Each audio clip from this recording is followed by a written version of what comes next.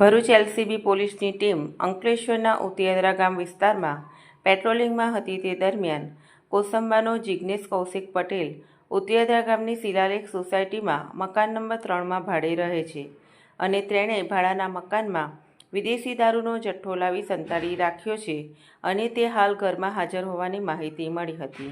જે માહિતીના આધારે એલસીબી પોલીસની ટીમે શિલાલેખ સોસાયટીમાં રેડ કરતા ઘરમાંથી વિદેશી દારૂનો મોટો જથ્થો મળી આવ્યો હતો।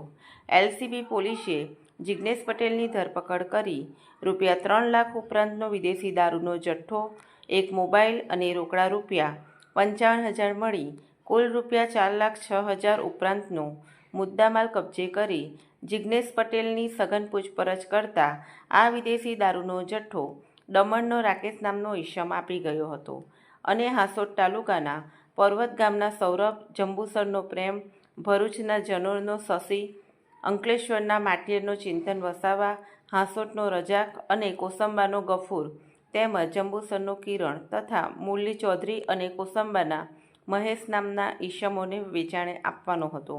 પોલીસે આ 10 ઈસમોને વોન્ટેડ જાહેર કરી તેઓ વિરુદ્ધ પાનોલી પોલીસ મથકમાં ફરિયાદ નોંધાવી હતી।